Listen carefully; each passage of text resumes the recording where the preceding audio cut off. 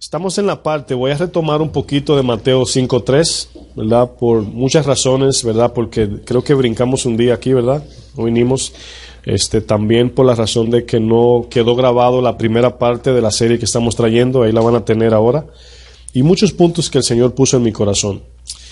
Vamos a Mateo 5:3, vamos a leer allí nuestro texto que hemos estado leyendo de las bienaventuranzas. Mateo, verso 5, capítulo, verso 3. ¿Están ahí? Dice: bienaventurados los pobres en espíritu, porque de ellos es el reino de los cielos. Hemos estado hablando de la bienaventuranza de la humildad, en este caso la pobreza espiritual, pero hemos estado enfatizando o hemos estado enfocándonos en nuestra condición ante la persona de Dios. Hoy vamos a hablar, nos vamos a enfocar en el subtema humildes de mente, ¿verdad?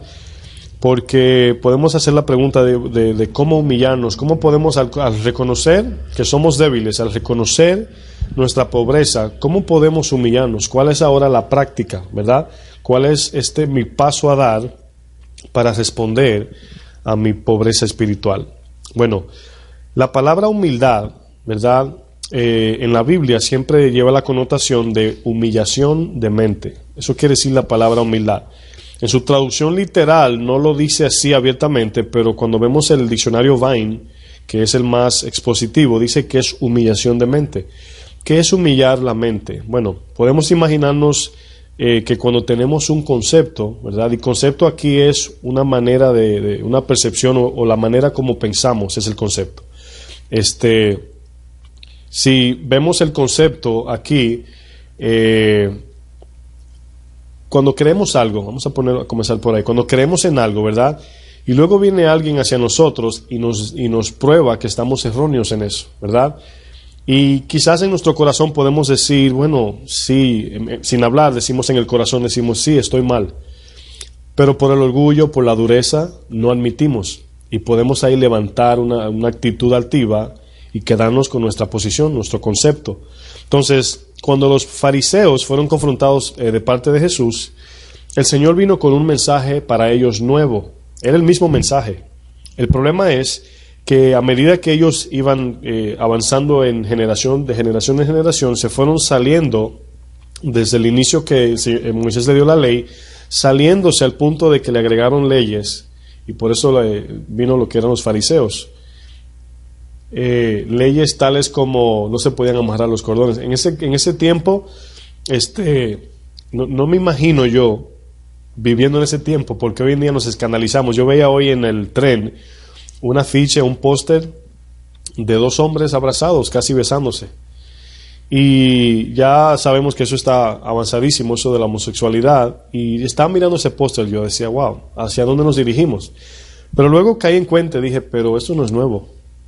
O sea, cuando veíamos la iglesia de Corintios, esa iglesia fue rescatada de donde se practicaba la prostitución en pleno templo.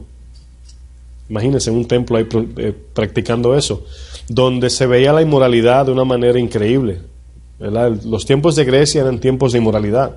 Entonces viene el mensaje de Cristo confrontando las iglesias, Éfesos, Gálatas, Corintios, todas esas iglesias de Asia Menor, y viene restaurando. Por eso se repite mucho la palabra corre de pasiones desordenadas, hablando a favor de la pureza, de la santidad y todo eso, porque todo eso era normal. Cuando vemos Roma era experto en eso, ¿verdad? Eso en la historia aparece. Entonces, cuando vemos aquí el mensaje de Cristo, ¿verdad?, a los fariseos, que eran supuestamente el pueblo de Dios, se encuentran con un mensaje que para ellos es contrario a lo que Dios les dio. Pero ¿qué hizo que eso se tornara y se convirtiera en un concepto totalmente diferente a lo que era la palabra? Aún leyendo la palabra, bueno, se envanecieron, ¿verdad? En su corazón se endurecieron y ya no tenían la luz de Dios. El fin de la ley era Cristo, pero el concepto de la ley era el amor, era todo para la salvación. Era mostrar su ley para cuando la leyeran dijeran, nadie puede vivir esto. Y luego el Señor proveyó, en este caso, bueno, vamos a retomar cuando Abraham llevó a su hijo al altar, ¿verdad? Bueno, el Señor le estaba mostrando en Isaac, a Abraham, varias cosas. Una de ellas era probar la fidelidad de Abraham hacia Dios. Por eso se lo constituyó amigo de Dios. Otra de ellas era probarle a Abraham que su hijo no iba a quitar el pecado, que Jesús sí. ¿Sí me lo entender? O sea, Isaac no podía. Pero Isaac representaba una promesa del que iba a venir. Abraham representaba una promesa. Jacob, una promesa. Los 12 hijos de Jacob, la tribu, representaban una promesa.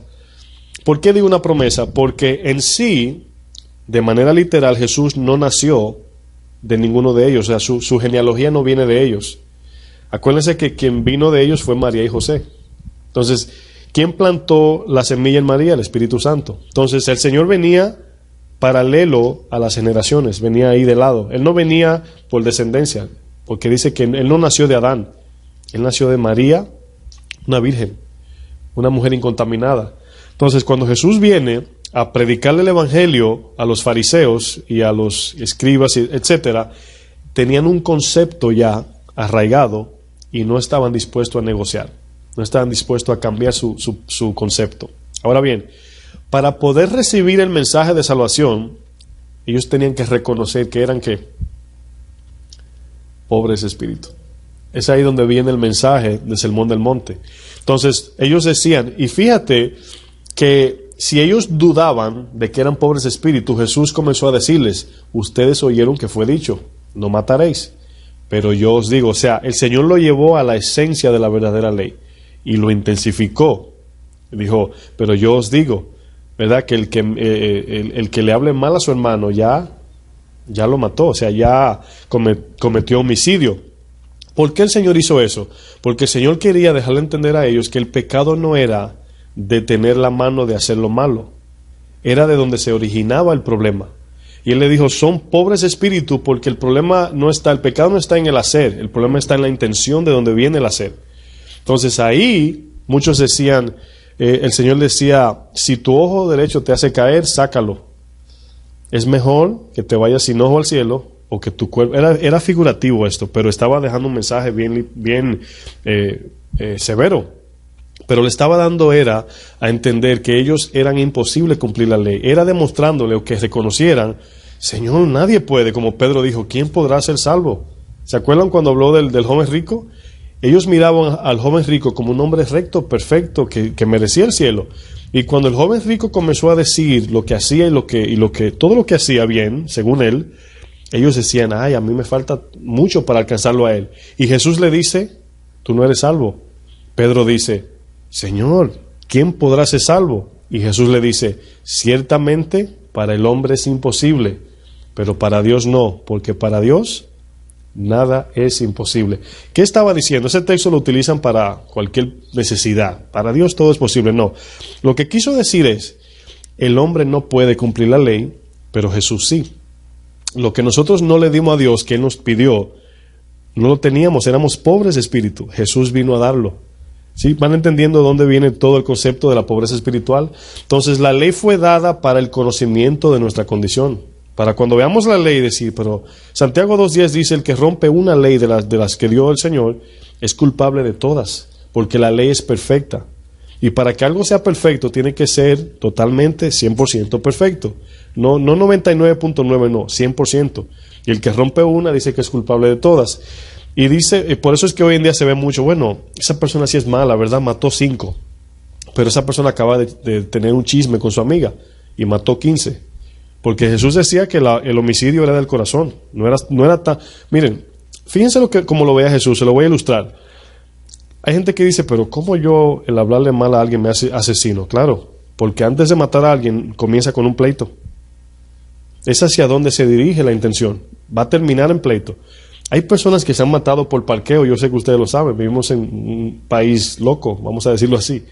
Hay personas que se han matado por un relajo, pero no planificaron o no salieron de su casa con ese plan, sino que una cosa lo llevó a lo otro. Entonces, por eso el Señor decía, ¿de dónde salen las contaminaciones? Es el corazón, los hurtos, los adulterios, las mentiras, es de allí.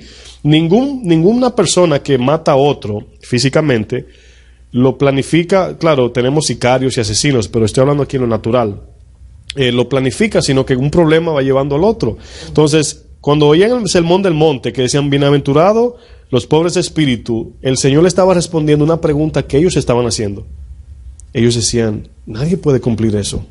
Nadie, somos pobres, todos estamos condenados en bancarrota espiritual. Y el Señor comienza diciendo, bienaventurados, porque de ellos es el reino. Imagínate el choque, es decir, bienaventurados el que es miserable. ¿Cómo? Exacto, lo vamos a ver más adelante. La palabra soberbia, que es la palabra contraria a humillarse, acuérdense que al reconocer que somos pobres de espíritu, debe llevarnos a la humillación, ¿verdad? Esa es la definición de soberbia. Es un concepto erróneo, ¿verdad? Concepto, acuérdense que es un pensamiento, es una posición mental, ¿verdad? Lo que creemos. Es un concepto erróneo, más alto, equivocado o falso de nosotros mismos. Una persona orgullosa se engaña a sí mismo. ¿Sí me doy a entender? Esa persona tiene un concepto de que es más de lo que es, ¿verdad? Entonces, soberbia es una actitud por nuestra posición mental. Es porque creemos que somos más. Hermano, no tengo servilleta, le voy a pedir una servilleta al hermano. Miren lo que dice aquí la palabra concepto en la traducción del griego. La palabra griega es uperfroneo, ¿verdad? Ahora, de esta palabra es de donde viene la palabra super. Pues se escribe uperfroneo en el griego. Pero froneo significa mente. Entonces, si lo unimos, está hablando de una estimación más alta de la que tenemos. Arrogancia, o tener más alto concepto o pensamiento de nosotros. Cuando alguien nos dice a nosotros algo, ¿verdad? Aunque sea ofensivo, vamos a ponerlo así. Te dicen feo. Vamos a poner, te dicen, tú sí eres feo. Si nos creemos lindos, nos vamos a ofender mucho. ¿Sí o no? ¿Verdad? Nos vamos a ofender porque nos están diciendo algo contrario a lo que yo creo. Y decimos, yo no soy feo, entonces ahí viene la actitud. Pero si creemos, o sea, no hay que creer que uno es feo, pero tampoco creernos bonito, sino que, bueno, como Dios me hizo, amén. ¿Verdad? Gracioso. Como dicen por ahí, cuando el niño no es muy lindo, ¡ay, qué gracioso! Sabe mucho, muy inteligente. No dicen que es lindo porque no le agrada, pero es allí donde viene el problema, es el concepto. Aquí todo es la mente, lo que hablamos el domingo. Si no tenemos un buen concepto de nosotros, vamos a caminar creyéndonos, ¿verdad? A mí nadie me va a humillar y ahí viene el problema. La soberbia es lo contrario a la humildad. Significa mente altiva o altivez de espíritu. Vamos a 2 de Corintios 10. Vamos a ver un puntito allá. 2 de Corintios 10, verso 5. Fíjense aquí el juego de palabras, ¿verdad? Que está aquí de manera figurativa. Dice, derribando argumentos y toda altivez que se levanta contra el conocimiento de Dios. Y llevando cautivo todo pensamiento a la obediencia a Cristo, y estando prontos para castigar toda desobediencia, cuando vuestra obediencia, esa palabra perfecta, cámbienla por cuando vuestra obediencia esté completa. Es lo mismo que estar llenos del Espíritu en este caso, o sea, nuestra mente solamente inclinada a su palabra en este caso, ¿verdad? Pero fíjense que comienza hablando derribando argumento. La palabra argumento, desde el griego logismos, y significa simplemente cálculo, ¿verdad? Es cuando comenzamos a razonar.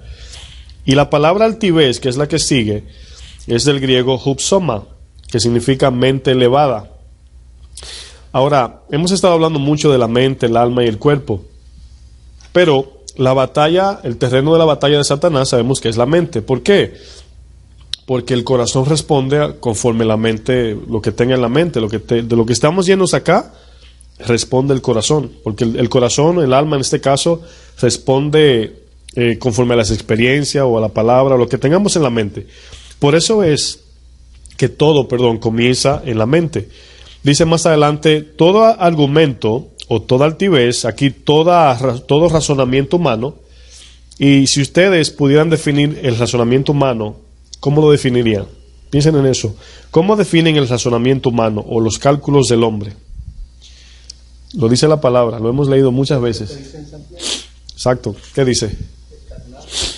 ¿Qué más? Animal, terrenal y diabólico, exacto. Entonces, el cálculo, el logismo humano, nos limita solamente a lo terrenal, animal y diabólico. Entonces más adelante dice, ¿se levanta contra quién? Ahora, yo quiero analizar esta parte. Se levanta contra el conocimiento de Dios, ¿verdad? O podemos decir, se levanta contra la persona de Dios, contra quien Él es. Ahora, ¿quién es Dios? Cuando decimos quién es Dios, o hablamos del rostro de Dios, o la esencia de Dios, estamos hablando de Dios santo, justo, poderoso, eterno, y comenzamos a describir todo lo que es la esencia del Señor, y es todo lo contrario a lo que nosotros somos. Entonces, por eso es que cuando cuando nos levantamos de manera mental o altivez, estamos actuando como el mismo Satanás. Subiré y seré igual al Señor, seré igual que el Altísimo. Entonces, aquí la actitud es en contra, por eso dice, se levanta en contra del conocimiento de Dios. Entonces, dice aquí el mandamiento, llevando cautivo todo pensamiento. Están viendo allí que aquí la humildad es de pensamientos. Todo pensamiento a la obediencia. Y fíjense que no dice a Dios, no dice a Jesús. ¿A quién dice? ¿Saben por qué dice a Cristo? La palabra Cristo siempre representa al Señor en la tierra, ¿verdad?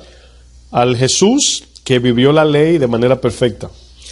Cuando nosotros llevamos esa palabra, nuestro pensamiento a la obediencia a Cristo. Aquí la palabra obediencia es fe. No sé si me están siguiendo. ¿Por qué digo que la palabra aquí obediencia es fe? Porque dice, llevamos el pensamiento. ¿Se acuerdan que el domingo, cuál fue el tema del domingo? ¿Quién se acuerda? Sirviendo a Dios con la mente. Entonces, aquí nosotros, porque está hablando, primero el texto dice, hablando de altivez, de orgullo de nuestra mente. Creemos que somos más y que lo que yo hago Dios lo aprueba. Entonces, cuando utilizamos lo contrario del texto, nos humillamos y obedecemos a Cristo, lo que estamos haciendo es confiando en la obra redentora que Jesús hizo por nosotros. Entonces ya eso derriba el argumento que nos hace altivos o que nos enorgullece, sino que nos lleva a ser pobres de espíritu. No sé si me estoy dando a entender. ¿Se quedó alguien atrás o puedo retomar? No hay problema. Lo voy a ilustrar un poco más fácil, más básico. Por ejemplo, nosotros vemos la persona de Dios como Isaías, ¿verdad? A lo mejor Isaías, ¿verdad?, era un profeta, un hombre de Dios, pero a lo mejor Isaías podía tener otro concepto de sí, a lo mejor, ¿verdad?, a pesar de ser un hombre de Dios, era humano, pero cuando él vio a la persona de Dios, todo argumento fue derribado en él, de lo que él pensaba. ¿Por qué? Porque hubo una impresión. Él dijo, ay de mí, o sea, él no se había visto hasta que no vio la persona de Dios, la grandeza de Dios. Cuando ve la persona de Dios, él se humilla. Y al humillarse es cuando entonces Dios se acerca. Lo dice Santiago, acercaos a Dios y Él se acercará a vosotros. Y luego dice, ¿cómo? Pecadores, limpiad las manos, humillaos y Él os exaltará. Entonces, es exactamente lo que dice el texto. Derribamos qué argumento, qué altivez, la que se levanta contra Dios. Lo que hizo Satanás, me levantaré y seré igual que el Altísimo, y seré esto, y seré, y seré. Y nosotros podemos operar. Por eso lo que dijo Edwin, por eso respondemos en lo diabólico. Lo diabólico siempre va a aludir a la idolatría.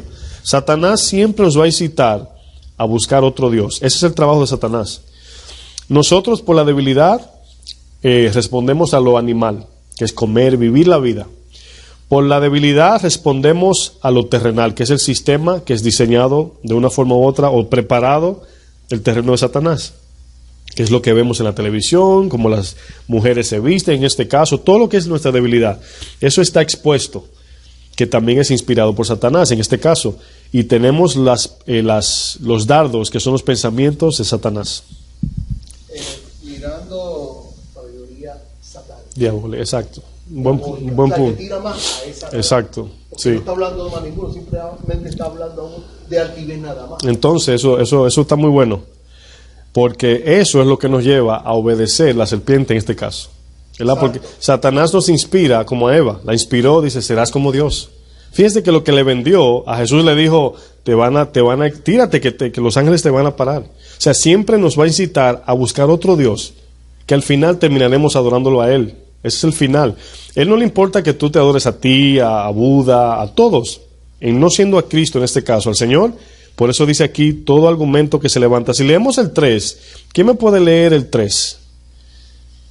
Quiero que me lo lean, yo no lo tengo acá. Sí, dice, el 3 dice, Pues en que andamos en la carne, no militamos según la carne, Sigue leyendo. porque las armas de nuestra milicia no son carnales. Páralo ahí. Fíjense que esa parte está diciendo que la batalla que tenemos, ya sea animal, terrenal o diabólica, en este caso diabólica, lo vamos a poner ahí. O sea, no podemos batallar con Satanás diciendo en el nombre de Jesús ese tipo de batalla espiritual no es en lo carnal. Dice, no militamos en la carne. Y todo eso son obras de la carne. Sino que dice más adelante, sino poderosas en Dios. Que son poderosas en Dios para la destrucción de fortalezas. De fortalezas. Entonces, ¿qué es una fortaleza? Es algo establecido que nadie derriba, ¿verdad? Pero fíjate que en el poder de Dios se derriban esas fortalezas. Ahora, si resumimos el texto, ¿a qué se refiere en pequeñas palabras? Es que nuestra fe, que es la confianza en Cristo, de lo que Él hizo, me humilla, me lleva a la pobreza espiritual, a reconocerla, y ando en obediencia a su palabra, confiando en lo que Él hizo, no en lo que yo hago, no en qué tanto sirvo a Dios o qué tanto oro, sí. ¿Qué pudiéramos llamar como fortaleza? Fortaleza es algo que está arraigado en tu mente, es cuando le llamamos a una persona soberbio o terco. Terqueza viene se usa la palabra figurativa para fortaleza. Una persona que no sale de ese pensamiento. Es algo que ya está, es una pared de que no hay quien lo convence a esa persona, tiene un pensamiento arraigado. Eso es fortaleza. ¿Sí entiende? ¿O no? No está bien, vamos a seguir. Donde una persona está aferrada a una idea, a un pensamiento, está en una convicción y de ahí no sale. Exacto. Esa es una fortaleza. No tiene que ver con aprendiendo. Siempre me decían que cosas satánicas o cosas que ataduras en la mente o como, no sé, como cosas raras que le dicen a uno cuando uno está tratando de entender las cosas de Dios. Entonces me hacían creer que como los deseos de uno o mis deseos carnales o cosas así eran como fortaleza. No, si tú te niegas es una fortaleza, pero si estás buscando ayuda es una debilidad. ¿Entiendes? Si tú te niegas, sí, porque la fortaleza es en la mente, es que no quieres reconocer que tienes ese problema, y tú que no y te dicen sí, esa es la fortaleza. Pero si tú reconoces, es una debilidad, es algo que tú quieres que Dios te quite. No, ya tú eres cristiano, estás sometido al señorío de Cristo, pero aunque batallas con eso, te rindes a Cristo para que Él te quite eso, y eso es otra cosa. Pero si tú te levantas y te dice un hermano, usted tiene problema de esto, te dice, no, yo no, eso es una fortaleza. Sí, ya se entendió, ¿verdad? Entonces, el texto, para resumir cuenta, está hablando porque está hablando de altivez de espíritu, de mente, de que tenemos un más alto concepto de quiénes somos. Entonces, eso es lo que está diciendo, derribando. Derribando es algo que está alto, derribándolo, o sea, humillándolo delante del Señor. Y fíjense que dice, llevándolo los pensamientos a la obediencia a Cristo. ¿Por qué no dice a Jesús o a Dios? Porque Cristo fue quien cumplió la ley de manera perfecta. Y Él, aún cumpliendo todo y agradando al Padre, Él no se enalteció, sino que se humilló. Por eso Filipenses dice, hay en vosotros este mismo sentir que hubo en Cristo, que aún siendo igual a Dios, se humilló. Entonces, más adelante el 6, te voy a dar el punto ahora. El 6 dice, estando prontos para castigar. ¿Qué quiere decir? Bueno, creo que el domingo había hablado de lo que me sucedió, no creo que José no vino, pero el domingo le hablé a algunos de un testimonio que me pasó en la bodega, hablando con otro pastor. Bueno, en ese momento, el Señor puso en mi corazón lo que yo iba a decir. Era algo que tenía que ver con vanagloria, y la vanagloria es idolatría. Y el Señor me mostró de dónde venía esa palabra, y me dijo, calla. Entonces yo fui pronto, yo callé. Por eso Santiago dice, todo hombre sea pronto para escuchar y lento para hablar. Entonces aquí se aplica, dice, para castigar.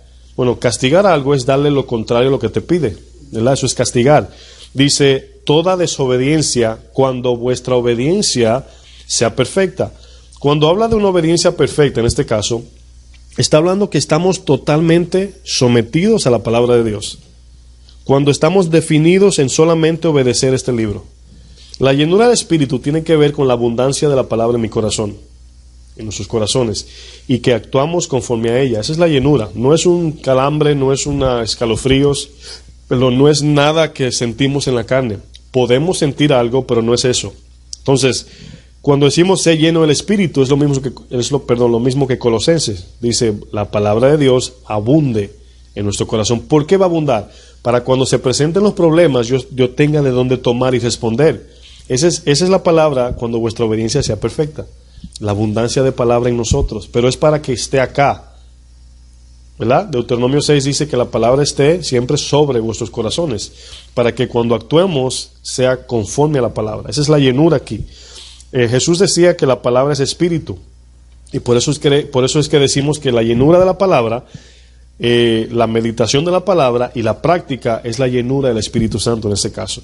Ahora, ¿cuándo es que no estamos llenos? Bueno, podemos en la mañana leer un texto y de repente ya leer 2, 3 textos y leí la Biblia, oré 2 minutos y salí a lo mío. Bueno, no estamos llenos, no salimos con una palabra que Dios nos dio y nos fuimos meditando en ella. Como le dijo a Josué, medita de día y de noche y todo te saldrá bien. ¿Por qué? Porque va a ser, dice, y no dejes de hacer, cuida de hacer conforme a esta ley que Moisés te dio.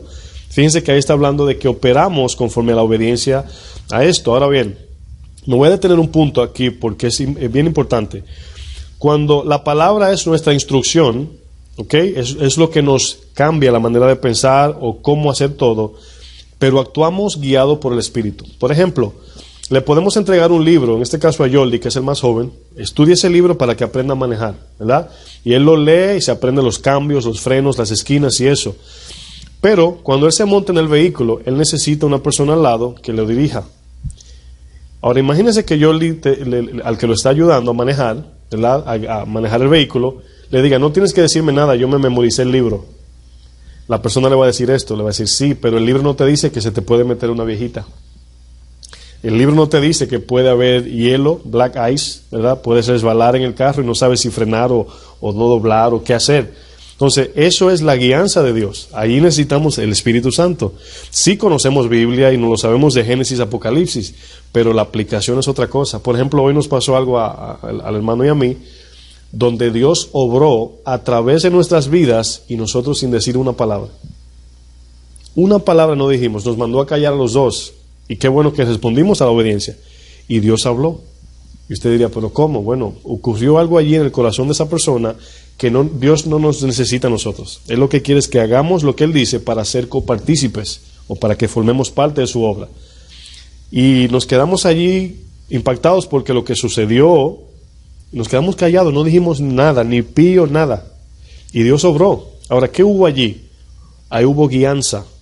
Porque no mencionamos ningún texto bíblico, nada, solamente guianza. Pero la Biblia nos enseña a identificar cuándo es Dios quien habla o no. Yo le comentaba a Edwin que cuando hablamos, tenemos que, por eso Santiago dice, sean lentos para hablar. ¿Para qué? Para escuchar y discernir lo que vamos a decir y poder ver si la Biblia lo avala o no. ¿Cuál es la sabiduría de Dios? ¿Cuándo es que decimos, Dios me dijo que te dijera esto?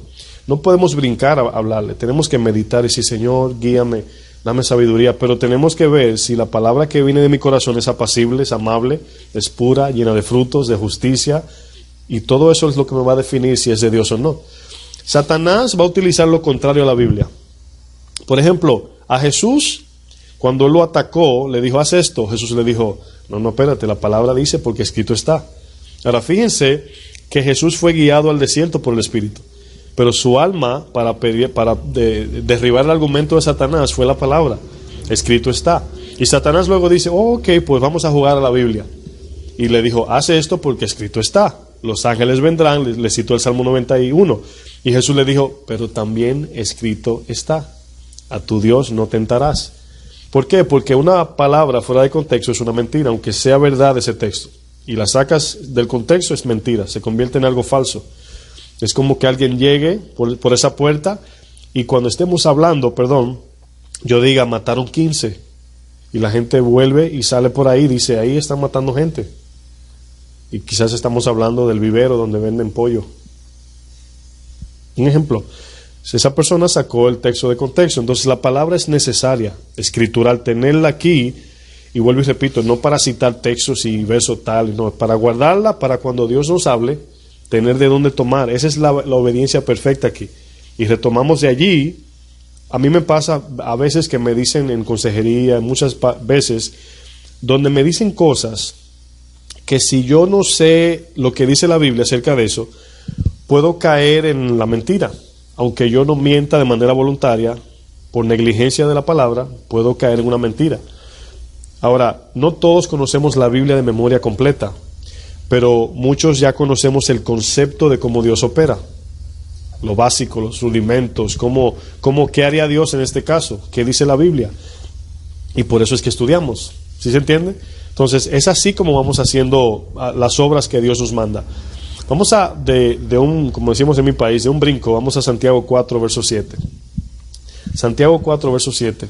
Entonces, eso puede ser una pregunta, ¿no? Lo que acabas de decir, el versículo 6, que, Sí. ¿sabes? No lo había visto, pero que hacer en forma de pregunta, porque está primeramente diciendo, aunque andemos en la carne, y después dice cuáles son las armas de la milicia, y después sigue diciendo que aún fortaleza, todo eso. Entonces, veo en el versículo 6 también, entonces, una persona teniendo una fortaleza puede tener entonces un momento de lucidez, como dice, y derribando todo argumento. No. O puede ser que alguien me lo diga a mí, o yo darme cuenta, y entonces derribar el argumento, o esa fortaleza. Lo que pasa es que aquí cuando utiliza el texto, la fortaleza aquí es una actitud. Por eso. Sí. Por eso. O sea que puedo yo en un momento dado tener lucidez para esa actitud derribarla. Tú mismo. O alguien a través de una palabra. No, dice, por eso el texto dice las armas no son carnales, sino poderosas en Dios. Él lo va a hacer. Por eso digo, pero entonces, si yo lo permito, a lo que yo me refiero, cuando uno le da el consentimiento, o uno dice, en base a lo que estamos hablando, soy pobre, reconozco que necesito de Dios. Ya, pues lo que pasa es que, por ejemplo, el texto está hablando de derribando el argumento. Vamos a suponer, entramos en un tema y el Espíritu Santo, un segundito, el Espíritu Santo te derriba el argumento. Tú sabes en tu corazón que te habló Dios, ¿verdad? Tú dices, estoy mal, pero tú puedes decidir decir, no. A eso es lo que me refería. Exacto, es una decisión. Puede haber un momento de lucidez donde uno encuentra la palabra, o espérate, todo está malo, déjame yo correr. Vamos a ponerlo así. Vamos a pensar que nuestra mente es una llave de agua, ¿verdad? Una fuente donde bota agua. Pero la llave, ¿sí le llaman llave? Donde sea, sí, todos, ¿verdad? ¿Saben? La llave está aquí. Si apretamos aquí, no va a poder aquí botar, aquí lo que tú dices, la lucidez. Si te endureces, que es donde se forma la fortaleza. La fortaleza es una formación de la dureza de acá con el argumento que tengo ya aquí. Exacto. Tengo que aflojar el corazón para que la lucidez pueda entrar. ¿Por qué no entendieron? Dice la Biblia, por la dureza de su corazón. Sí, todo eso. Pero entonces, digo, como una persona en un momento dado... Como el reconocer como... Sí, yo puedo estar mal, pero en un momento dado el Espíritu Santo es que nos lleva toda la justicia.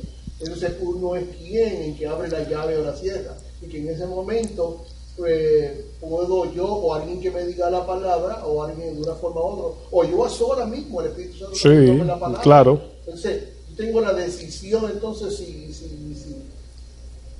si cerrarme en esa fortaleza o quedarme. Exacto, sí. Tú, ya después que ya el Espíritu derriba tu argumento y te prueba incorrecto, tú decides si ceder o no. Sí. Y ahí se cae la fortaleza. Pero la fortaleza la tenemos cerrada nosotros. Por ejemplo, te voy a poner un ejemplo. Déjame usarte el mejor ejemplo.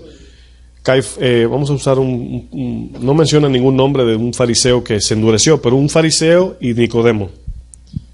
Nicodemo vino a Jesús porque le derribaron su argumento. Él vino de noche porque él reconoció, se le cayó su fortaleza. Él pertenecía al Sanedrín, donde todos estaban en su fortaleza mental. Pero él abrió aquí su corazón y él cedió y la fortaleza se derrumbó y fue salvo. Pero otros, dice, se endurecieron. Dice que cuando Esteban predicó el Evangelio, Esteban predicó un mensaje desde Génesis, pasado todo por Moisés, los patriarcas, hasta Cristo.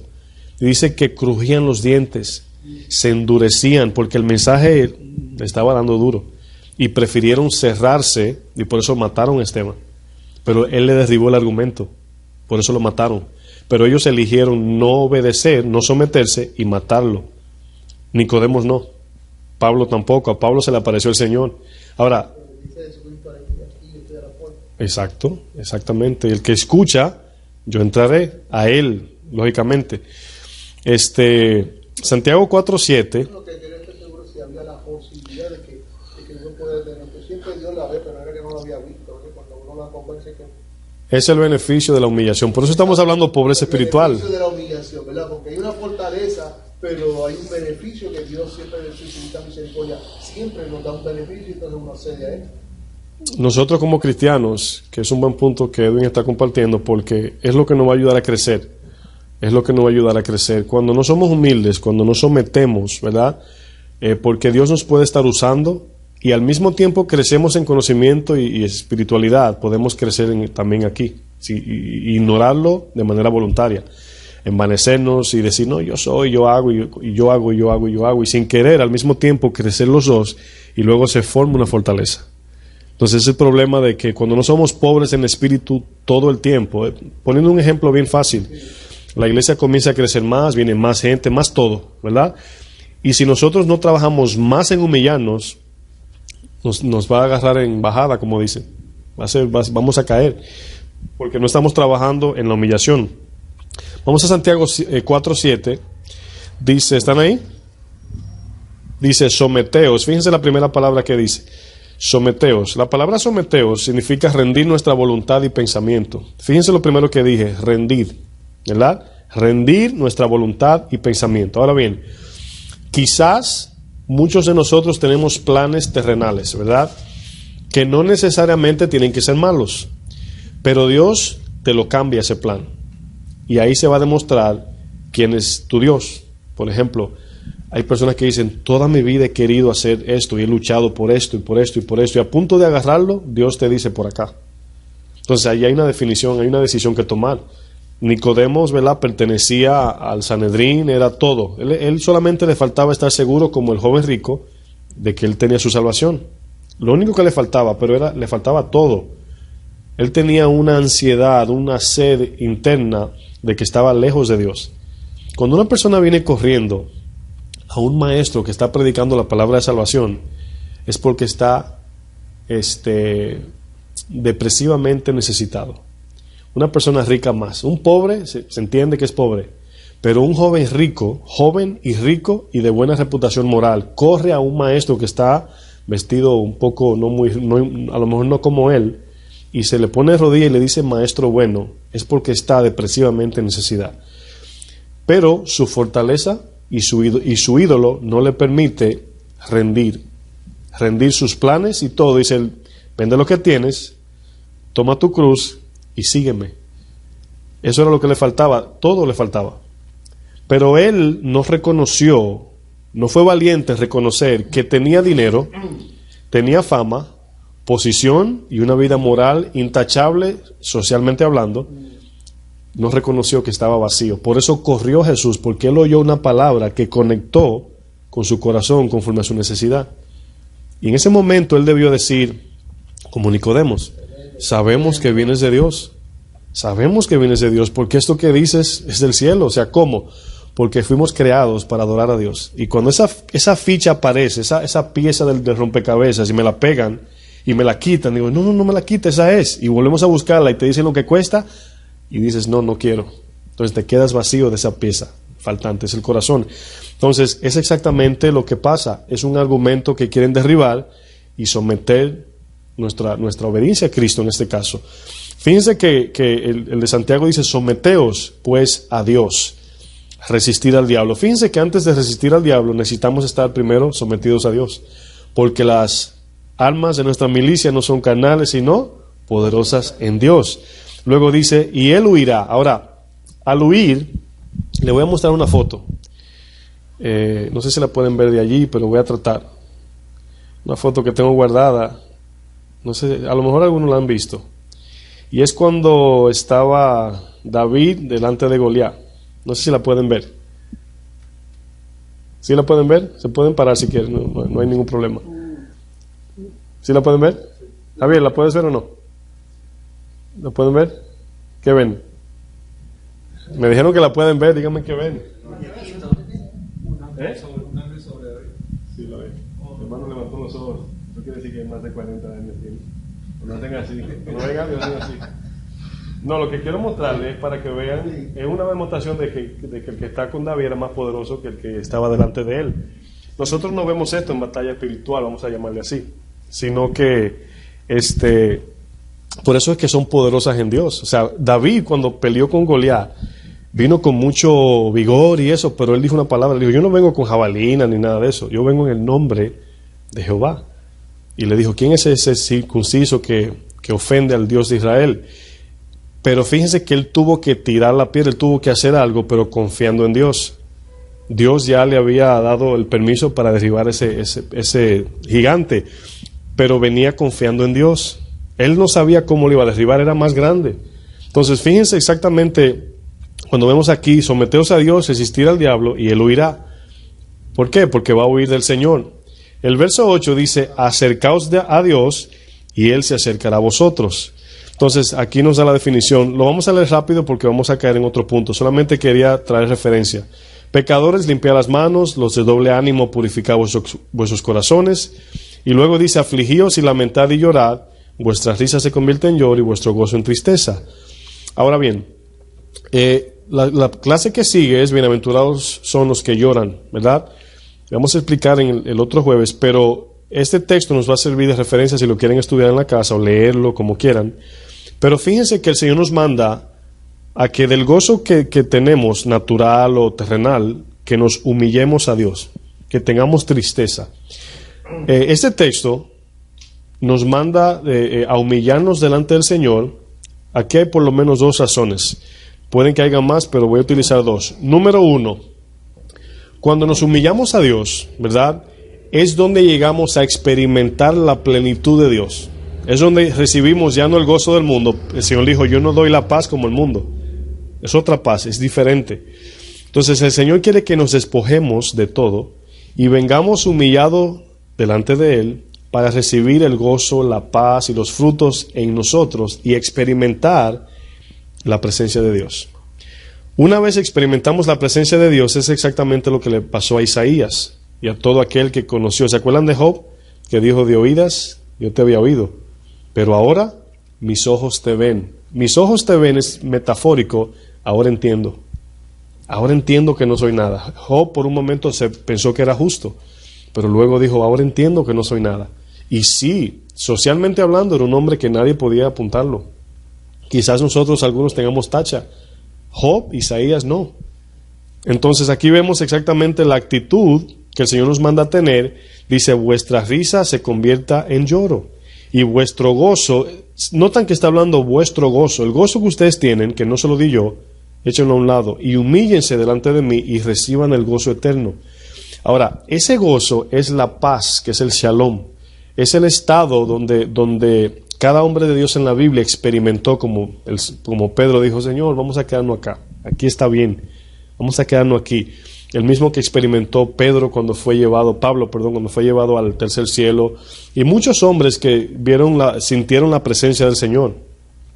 Cuando experimentamos esto, estoy en el punto número 1 de los dos. Cuando experimentamos esto, ¿verdad?, crece en nosotros lo que se llama convicción, ¿verdad? ¿Por qué es tan importante esto? La palabra dice que la paz de Cristo gobierne en vuestros corazones. La palabra gobernar allí es arbitrar, que quiere decir que esa paz es la que decide si ceder o no. Por ejemplo, cuando tomamos decisiones necesitamos tener la paz de Dios. Necesitamos saber que Dios está aprobando aquello. El problema es que si no sabemos o no hemos experimentado la paz de Dios o su presencia, nunca vamos a ver cuando Dios habla o no. Porque la palabra dice que la sabiduría que viene de lo alto es primeramente pura, apacible, llena de misericordia, y luego dice, y el fruto de justicia se siembra en paz para aquellos que hacen la paz. Entonces la paz aquí, el Señor quiere despojarnos de todo, no quiere extirpar de todo lo que nos rodea para nosotros experimentarlo a Él y conocerlo a Él. Y ese conocimiento es lo que nos va a arraigar al entendimiento y nuestra posición delante de Dios. Y ya no venimos a la iglesia a lo que antes quizás de manera equivocada veníamos, sino que venimos a adorar a Dios, vivimos para Dios. La alabanza no es el domingo, sino todos los días, porque ya mi diario buscar es buscar esa paz en Dios. Cuando tenemos esa paz, mis hermanos, es esa la que nos ayuda a pasar por problemas. Es esa la que nos ayuda a atravesar cosas que no queremos pasar. Es esa la que nos ayuda a cuando perdemos algo que tiene valor, a mantenernos firmes en el camino, porque esa es la que sobrepasa todo entendimiento. Entonces van entendiendo por qué es tan necesario. Punto número 2 de la humillación. Cuando nos humillamos, entonces andamos en la fe correcta. ¿Por qué? Porque una persona que no tiene nada que dar, una persona en bancarrota espiritual, no tiene nada que dar, solamente todo que pedir. ¿Entienden? Desarrolla en nosotros un pedir. Somos mendigos espirituales, estamos pidiendo. Y una persona que es humilde de corazón, de espíritu, no tiene problemas en preguntar. No tiene problemas en decir, no entendí, estoy perdido, estoy ignorante, no tengo, Señor, te necesito. O sea, siempre tiene esa actitud de pedir. Y dice la palabra que el que pide, se le dará. El que toca, se le abrirá. El problema es que el mal concepto o la altivez de espíritu nos lleva a no pedir porque creemos que somos algo. Pero cuando entendemos que no somos nada, eso nos lleva o produce en nosotros más deseo de orar, más deseo de buscar a Dios. Porque Él es que tiene esa paz que yo ando buscando, mi alma. ¿Sí? No sé si me estoy dando a entender. Por eso es que Jesús decía, bienaventurados los pobres en espíritu. Esa es la bienaventuranza, que al experimentar a Dios tenemos ya el conocimiento de su presencia. No solamente bíblico, sino de Él, de su persona. No solamente escrito, sino en relación. Y ya nuestro diario buscar está centrado, así como trabajamos, dice, si la buscares como a oro y a plata, a mi presencia, a mi palabra, entonces entenderás el temor de Dios. Y buscamos esa presencia cada día. O sea, es como estamos ya planificando el momento para estar a solas con Dios. ¿Por qué? Porque es ahí donde está. En ti hay plenitud de gozo. Ahí están las dos. Sí la tomaron, ¿verdad? O sea, de manera conceptual.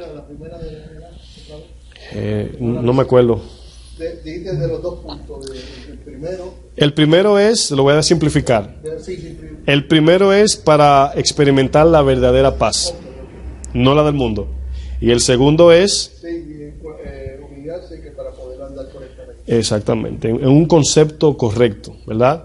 Es increíble como uno pensando bien dice, ¿cómo puede una persona amar a Dios con toda su vida y solamente por el hecho de que anda incorrectamente o contrario a lo que dice la Biblia, está fuera del propósito de Dios? ¿Se acuerdan de lo que dice Pablo en Romanos 10? Dice, yo sé que aman a Dios, yo sé que tienen celo de Dios, pero no lo hacen conforme a ciencia. O sea, no lo están amando conforme al conocimiento de Él. O sea, leen la Biblia, la estudian, la interpretan a su manera, no tienen una buena interpretación porque no hay una combinación de humillación para recibir el conocimiento, la sabiduría y la revelación de Dios. Entonces, por eso muchos no entienden la palabra. La leen, se la saben ya como literal. ¿Se acuerdan del escriba que Jesús le dijo, ¿cómo lees? ¿Cómo lees? O sea, ¿cuál es tu interpretación en lo que estás leyendo? Porque no creía en la resurrección. ¿Cómo lees la Biblia? ¿Cómo lees? O sea, piensa cómo lees la Biblia. Entonces, nosotros no leemos buscando la interpretación en nuestro esfuerzo, más bien humillándonos a ella para que Dios nos muestre. Y es así como vamos entendiendo la palabra de Dios. Por eso es que a veces es imposible hacer a una persona entender lo que nosotros sabemos. Más bien la mostramos en luz o en sal. Porque es imposible hablarlo en palabras. ¿Cómo describimos la sal si no la prueban? ¿Cómo describimos la luz si no la ven? O sea, es difícil. Entonces, por eso es que el Señor lo que utiliza es el fruto, lo que se evidencia en nosotros. ¿Por qué razón tenemos que someternos a Dios? Por dos razones. Primero, por quien Él es, por quien es Dios. Él es el eterno, Él es la autoridad, el creador, Él es todo. Y también por nuestra condición, somos lo contrario. Nosotros somos Dios es la pieza faltante en nuestras vidas, no nosotros en la de Él. Entonces, por eso nos sometemos. Para ir avanzando, ¿verdad? Conocemos nuestra verdadera condición mediante la ley de Dios. Jesús encendió, estoy leyendo unos puntos, encendió la linterna por el Evangelio en nosotros. La ley fue como alumbrarnos a nosotros y veamos dónde estamos pisando. Estaba viendo una película creo que era Indiana Jones, de que la vi porque la había visto cuando yo tenía como algunos 5 años o algo así, o 10, no recuerdo, y como que me trajo memoria, déjame ponerla, porque tienen mucha trama histórica, utilizan mucho las religiones y eso, y me dio curiosidad. Y hay una parte donde hay una mujer que le tiene miedo a los insectos, le da miedo los insectos, y ella está caminando sobre ellos, pero no los ve, y está prendiendo la lámpara allí, y cuando ya la enciende, que mira hacia abajo, se encuentra con una alfombra de insectos, y salió corriendo, volando. Bueno, así mismo Jesús nos alumbró con el Evangelio. Cuando nos alumbra, que nos miramos así el Señor muestra nuestra desnudez. ¿Por qué somos bienaventurados al ser pobres de espíritu? A manera de pregunta, vamos a 2 de Samuel 9:1. En este texto vamos a ir a concluir, pero está un poquito larguito, vamos a durar un buen tiempo.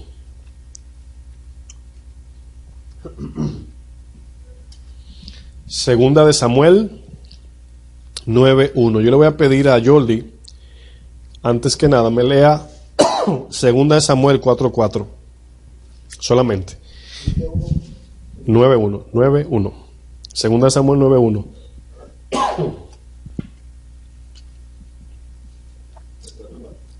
Yo te aviso cuando lo vas a leer. 2 de Samuel 4:4. Vamos a leer en su Biblia, no sé si lo dice el subtema, vamos a leer la historia de Mefiboset. El hermano Yoli va a leer un texto, yo le voy a dar un contexto histórico cuando él termine, pero vamos a ver la historia de Mefiboset. De aquí vamos a sacar mucho tipo de Jesús, de la salvación, de muchas cosas, de la redención, y el hermano Yoli lo puede leer cuando guste. Y Jonatán, hijo de Saúl, tenía un hijo lisiado de los pies. Tenía 5 años de edad cuando llegó de Jezreel la noticia de la muerte de Saúl y de Jonatán. Y su nodriza le tomó y huyó. Y mientras iba huyendo, apresuradamente se le cayó el niño y quedó cojo. Su nombre era Mefiboset. Antes que nada, la palabra o el nombre Mefiboset significa el que divulga vergüenza, ¿verdad? En otras palabras, una persona que anda en la calle y al usted verlo, le da vergüenza, ¿verdad? Esa es la traducción. Pero ese texto que Jordi acaba de leer nos deja entender por qué Mefiboset, ¿verdad?, estaba lisiado. Y si Jordi puede leer otra vez la parte donde dice y se le cayó. Oigan bien. Fíjense que nosotros quedamos cojo por la caída. Es un tipo de nosotros. Mefiboset, nos vamos a ver en Mefiboset ahora en esta historia, pero fíjense que él cayó y no podía caminar, no podía andar, andaba arrastrándose. La Biblia en el Antiguo Testamento utiliza, y un parte del Nuevo, la tierra o el suelo como símbolo de inmundicia. El que anda arrastrándose, ¿se acuerdan cuando le dijo Moisés, quita la sandalia porque viene caminando de la tierra? Y dice que anda con las sandalias sucias, pero era algo figurativo. Jesús le dijo a los discípulos, le dijo, ya ustedes están todos limpios por la palabra, ¿verdad? Pero solamente tienen que lavarse. ¿No se acuerdan? Los pies, exactamente. Entonces, lavarse los pies es símbolo de quitar la inmundicia que arrastramos en el mundo. Bueno, Mefiboset no solamente tenía los pies sucios, sino que se arrastraba todo el cuerpo. Entonces, Mefiboset es un tipo de nuestra condición. En 2 de Samuel 9:1, aquí David es rey, ¿verdad? La segunda carta, ya David está un poco ya viejito, ya habían pasado todos los acontecimientos de Saúl, de todo lo que aconteció con Natán y todo eso. Y fíjense lo que dice el verso 1. Vamos a leer hasta el verso 13, ¿ok? Dijo David, ¿ha quedado alguno de la casa de Saúl a quien haga yo misericordia por amor a Jonatán? Como yo le había leído, Mefiboset era nieto, ¿verdad?, de Saúl el rey, era hijo de Jonatán. Jonatán y David eran muy amigos. Yo quiero que ustedes noten aquí el contexto que alude al Nuevo Testamento, que es en Cristo. Dice, habrá alguien de los hijos de Saúl que yo haga misericordia por amor, no de Mefiboset, por amor de ¿quién? De Jonatán. Jonatán era el príncipe, símbolo de hijo del rey. ¿A quién simboliza en este caso? A Cristo. El Padre nos salvó por amor a Cristo. Y el verso 2 dice, y había un siervo de la casa de Saúl que se llamaba Siba, el cual llamaron para que viniese a David. Y luego dice, y el rey le dijo, ¿eres tú Siba? Y él respondió, tu siervo. El rey le dijo, ¿no ha quedado nadie de la casa de Saúl a quien haga yo misericordia de Dios? ¿Se acuerdan de la historia? Y aquí nos muestra el corazón del rey David, que estaba limpio de su amargura, o no limpio de su amargura, sino no tenía amargura, porque está buscando a un linaje de Saúl, quien lo buscaba para matarlo, para hacer misericordia, porque ellos, David y Jonatán, hicieron un pacto de amigos, y Jonatán le dijo, no te olvides de mí. Hicieron un pacto de amigos ellos, y ese pacto simboliza el pacto de Cristo, el nuevo pacto que nos salva. El pacto del rey y Jonatán que hicieron salvó a Mefiboset. Todos como humanos somos Mefiboset. Y más adelante dice el verso, el 3, voy a retomar. Y le dijo, ¿no ha quedado nadie de la casa de Saúl a quien yo haga misericordia de Dios? Y Siba respondió al rey, aún ha quedado un hijo de Jonatán, lisiado de los pies. Fíjense que enfatiza lisiado de los pies, ¿verdad? Y el 4 dice, entonces el rey le preguntó, ¿dónde está? Y Siba respondió al rey, he aquí está en casa de Maquir, hijo de Amiel, en Lodebar. La palabra Lodebar significa sin pasto, sin alimento, y donde no hay alimento, que simboliza la palabra de Dios, hay miseria, ¿verdad? Entonces, aquí vemos un principio. La palabra dice en Juan 6:44, dice, nadie puede venir a mí si el Padre no le trajere. Y era diciendo de que nosotros fuimos buscados por el Evangelio, alcanzados por Dios. Nosotros no buscamos a Dios, sino que Él nos buscó a nosotros. Es exactamente similar. Y dice más adelante, verso 5, entonces envió el rey David y le trajo de la casa de Maquir, hijo de Amiel, de Lodebar. Y vino Mefiboset, acuérdense siempre de Mefiboset, que es el que divulga vergüenza, hijo de Jonatán, hijo de Saúl, a David, ¿y qué dice? Y se postró sobre su rostro e hizo reverencia. Ahora, en la vida de Mefiboset es totalmente evidente y se reconoce de manera visible que es un mendigo que se está arrastrando en el suelo. En el caso de nosotros se convierte en un engaño, porque como tenemos nuestros pies físicos buenos, creemos que estamos caminando bien con Dios. No sé si me voy a entender. No creemos que somos Mefiboset, no creemos que somos pobres. Y aquí Mefiboset dice, se postró e hizo reverencia. Ahora, notan que Mefiboset viene arrastrándose. Y aquí dice, se postró. No sé si le entienden, o sea, pegó la cara en el suelo, porque ya estaba en el suelo. Y luego dijo David, perdón, Mefiboset.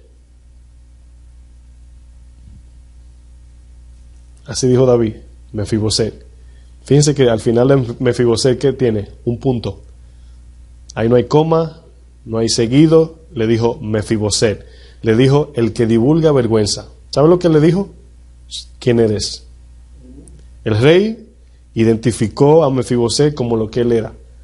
Le dijo Mefiboset. No dice coma, o sea, no lo llamó para decirle algo continuo, sino dice Mefiboset, punto. Lo que quiere decir aquí en esta simple palabra es que el rey identificó su condición. ¿Se acuerdan que hemos venido hablando que quien identifica nuestra condición es la presencia de Dios? Bueno, el rey le dijo el que divulga vergüenza. El que promulga la vergüenza, o sea, el que esparce vergüenza, ¿verdad? Y al decirle eso, le estaba diciendo que lo que el rey le estaba dando era por amor a Jonatán. Lo que nosotros recibimos es por amor a Jesús. Es por amor a Jesús. Ahora bien, aquí viene una pregunta, dice, pero el Señor dice que nos amó y nos dio su Hijo. Bueno, dice, cuando el Señor fue bautizado, dice, he aquí mi Hijo, en el cual tengo toda mi complacencia. Este fue el que agradó a Dios. Por eso dice, sin fe es imposible agradarlo, porque al creer en el Hijo es donde Él nos acepta. Aquí Mefiboset, fíjense lo que dice a continuación, dice, y él respondió, he aquí tu siervo. Lógicamente era notorio, ¿verdad?, de que cuando había un rey, todo el mundo era siervo del rey, ¿verdad? Ahora pasa de que el mundo entero no reconoce que Cristo es el rey, como lo dice Filipenses, dice, toda rodilla se doblará. Es una palabra absoluta. Entonces, nosotros reconocemos y voluntariamente nos sometemos a su señorío, pero el mundo va a tener que ser sometido, pero ya para condenación. En este tiempo se reconocía quién era el rey, todo era visible. El verso 7 dice, y le dijo David, no tengas temor. Acuérdense que así mismo venía Jesús cuando se le presentaba como ángel, le decía, no temas, ¿verdad? No temas, porque yo a la verdad haré contigo misericordia por amor de Jonatán tu padre, y te devolveré todas las tierras de Saúl tu padre, y tú comerás, ¿qué dice? Siempre a mi mesa. Miren, es increíble esta historia y hay que leerla y meditarla y comerla. ¿Por qué? Porque en ese poquito que acabamos de leer dice, te devolveré. Lógicamente venimos del Edén, ¿verdad? Nuestra herencia es en Cristo. Y dice, te devolveré lo que era de tu padre.